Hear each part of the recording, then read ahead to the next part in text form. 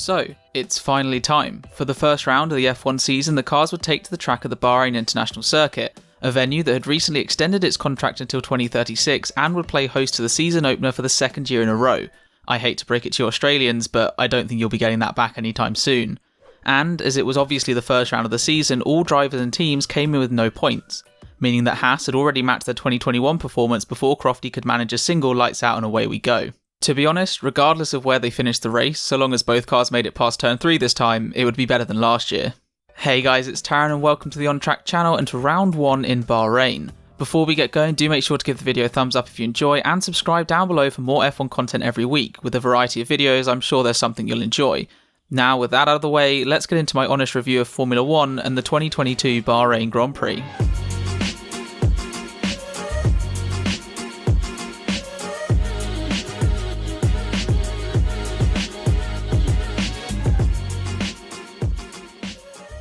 So coming into the weekend, we'd already had 3 days of testing and a full 3-day closed-door shakedown, during which we received lap-by-lap updates, images from teams, and hours worth of media content. So much for closed door. But as it would turn out, calling it a shakedown wasn't that inaccurate, as a big talking point was the effect called porpoising, which had me at least wondering exactly what a porpoise was. The answer being a shorter and chubbier dolphin. Now, there are most definitely people more qualified and better for explaining what this is, but effectively it's an issue where at high speeds the cars will bob up and down. As the downforce increases, the cars suck to the track and the ride height gets lower. Then it gets too close and the ground effect sort of stalls out, so the downforce is reduced and the car bounces back up again. And then the cycle continues. Come to the end of the shakedown, the big news shifted from on track to off track, and the team that no matter how hard they try, just can't seem to avoid being the F1 equivalent of there's one in every family. This is of course Haas F1. Following the horrible situation with Russia and Ukraine, the team completely cut ties with both their title sponsor Uralkali and driver Nikita Mazepin. This led to him complaining to social media about how unfair it was to lose his seat. But when the only reason you were there in the first place is the money from your sponsor, and that money dries up because, well, they're one of the closest allies to the world's most powerful crazy man, then there's no reason for him to be kept. And while for most teams it would be a bad thing to lose your title sponsor and one of your drivers just weeks before the start of the season, in this case it's a big win, as Haas get to bring back Kevin Magnussen. So while Günther Steiner's doors will be fearing for their lives, the team do get an experienced driver in their 2022 car. They'll lose sponsorship money, but given it was coming from Russia, it'll probably be worth less than a loaf of bread in a few weeks. Moving on, with that all dealt with, they could be back to normal for testing in Bahrain. Oh, for f***'s sake. So, in Bahrain, 9 teams took to the track for the first morning, and all eyes were on the Mercedes side pods, or lack thereof, with the silver arrows effectively vacuum wrapping the power unit in the most unique design on the grid. This of course led to Christian Horner complaining about how it wasn't legal, which makes sense given that when Adrian Newey, Red Bull's chief technical officer, was asked about the Mercedes side pods, he said he hadn't seen them and that he'd have to take a look. It was at this point that Red Bull decided to come and collect their team principal, and clarify that there were no official comments made. The rest of testing was fairly normal, a few incidents here and there, along with every team claiming that their rivals were ahead of them. However, there was one team that did struggle, probably more so than others, and that was McLaren. Not only was Daniel Ricciardo sidelined for the whole test after contracting a virus that no longer apparently exists in the UK, but the team seemed to have serious brake issues which couldn't be fixed and affected their running during all 3 days. Now, if I had to pick out a team that looked good at testing, it would be either Ferrari or Red Bull. They were reliable and showed good pace, but of course that's followed by the phrase we use every year, testing is only testing.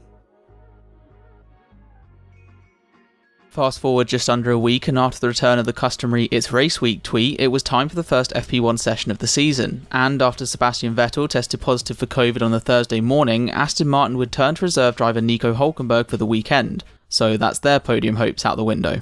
Getting into the session, it was business as usual, for about 5 minutes, as Esteban Ocon's Alpine brought out the first red flag. This was after his side pods decided to self-destruct along the main straight. Not a great start for the French outfit, but they did manage to get the car fixed and get some good running in. But it's still concerning that your brand new car disintegrated just minutes into the first session. Meanwhile at Alfa Romeo, Valtteri Bottas was eager to show the world just what Mercedes were missing out on. Unfortunately, his car had other ideas, with engine issues limiting the fin to just 2 outlaps. But it got worse as Alfa Romeo had to fit a new control electronics unit to the car. Some things just never change. Out of the cars that were on track, Charles Leclerc provided the first spin, getting on the curb out of turn 11 and completing a neat 360 before carrying on, and by the end of the session found himself in P2 with Carlos Sainz just behind. And while only first practice, it was still a good start for the Scuderia. Over at Mercedes, it was the wind causing issues, George Russell saying over the radio that it was really affecting the car, and while we've all grown accustomed to Mercedes talking themselves down at every opportunity, the car definitely wasn't looking the easiest to drive. Coming into FP2, the problems for Mercedes continued. This time it was Lewis Hamilton complaining about how much the car was still bouncing around, especially towards the end of the straights where the porpoising effect was at its worst, which would make sense as partly the reason for him locking up and going deep into turn 1 on a number of occasions. Over at McLaren, the upgrades they brought to fix the brake issues they had at testing seemed to be working. It's just a shame that this time a water leak would restrict their running. More specifically, Daniel Ricciardo's running, who after finishing FP1 in 17th, ended the second practice session one spot lower in P18. Then towards the second half of the session, we got our first angry team radios of the season. First off, it was Pierre Gasly after having to take to the runoff at the exit of turn 4 to avoid the Red Bull in front of him. Not wanting to miss out, Tsunoda decided he'd get involved too, getting in the way of Charles Leclerc down into turn 8. And when the stewards investigated after the session, they found him at fault and handed out the first reprimand of the season. But his day wasn't done there, as he'd be back to see the stewards a little later, this time for a strange incident with Lance Stroll just a few minutes after the one with Leclerc and after the checkered flag.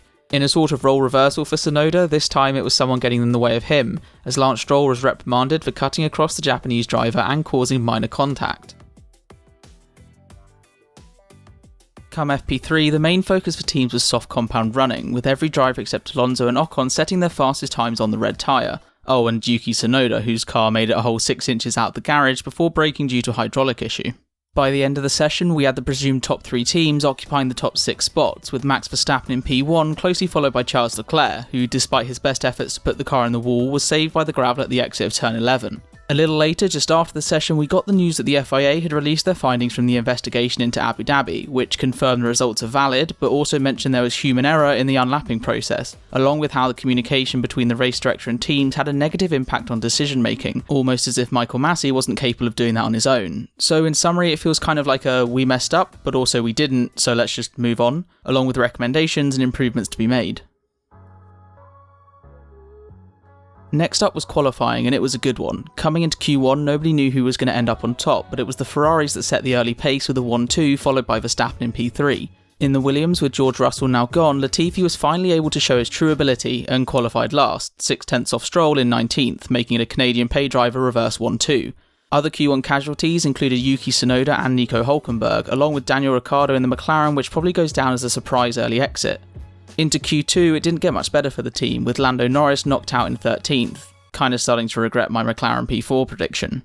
Other exits included Alex Albon in 14th and Zhou Guanyu, who ended up in P15 after having his lap deleted for track limits. Meanwhile, in the other Alfa Romeo, it was clear that his teammate had had his porridge that morning as he snuck into Q3. Over at Haas, for the first time in about 3 years, things were actually looking good. Mick Schumacher was knocked out in 12th, but Magnussen took his car into Q3 despite the team's best attempts to derail themselves with a hydraulic issue. Moving to the final part of qualifying, and it was the same 3 at the top, with Sainz, Leclerc and Verstappen separated by just over 500ths after their first runs. Meanwhile, Mercedes was struggling. Hamilton could only manage 5th, and Russell bottled his lap into turn 1, ending up P9. Not only a second behind his teammate, but also behind Fernando Alonso in 8th, Kevin Magnussen in his Haas in 7th, and Valtteri Bottas in 6th. Yes, you heard that right, a Haas and an Alfa Romeo out-qualifying a Mercedes. Welcome to 2022. Back to the top and it was tight. Sainz couldn't improve, but Leclerc could and went fastest, leaving only Verstappen that could beat him. Oh, and I guess Sergio Perez, but come on, trying to be realistic here. In the end, it was Verstappen who was just over a 10th back, enough for P2, but no more than that, leaving a top 4 of Leclerc, Verstappen, Sainz and Perez. To start the race, the front 3 got away well, maintaining their positions through the first corners. The same couldn't be said for Bottas, who threw all his hard work in qualifying straight in the bin, losing 4 places before turn 1 and 4 more by turn 10. In the Haas, Kevin Magnussen turned a 7th place start into 5th and even tried his luck round the outside of Lewis Hamilton at turn 4, but he was soon back down to 7th after forgetting how to brake and overshooting turn 1 on consecutive laps, allowing Perez and then Russell to get past. Meanwhile, in the Alpine, Esteban Ocon was taking over Max Verstappen's role of creating first lap incidents, tagging Mick Schumacher, who then pulled off a 360 Tony Hawk would be proud of. Fast forward 12 laps and we found out just how bad the hard tyres would be, as Mercedes put them on Hamilton's car, subsequently turning the 7-time world champion into Bambi on ice. Then a few laps later at the front, the top two would pit, with Verstappen and Red Bull going for softs, trying to pull the undercut on Leclerc ahead. And while it didn't get him past, it got him close enough to provide the best action of the race, as on lap 17, Verstappen went down the inside of the Ferrari, only for Leclerc to get the better exit and re-overtake into turn 4. But one lap later it was round 2, this time with Verstappen judging his braking a bit better. Once again, however, it was Leclerc with a DRS on the exit, this time getting alongside and back pass down the inside.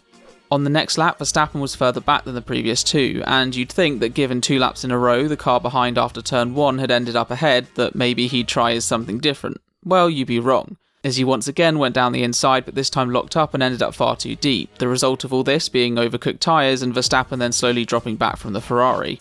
It was at this point in the race that nothing really happened for a bit, well, except for the world learning how slow the Mclaren now was, in a change of pace from last year that would be the equivalent to their Google Chrome sponsorship suddenly becoming Internet Explorer. But jokes aside, it looks pretty dire for the team, as both cars spent the majority of the race in the bottom 5. Moving on, and it was Pierre Gasly to provide the excitement towards the end of the race, as on lap 46 his engine set on fire, bringing out the safety car. A late safety car with Verstappen seemingly out of it in P2. Now where have I seen this before?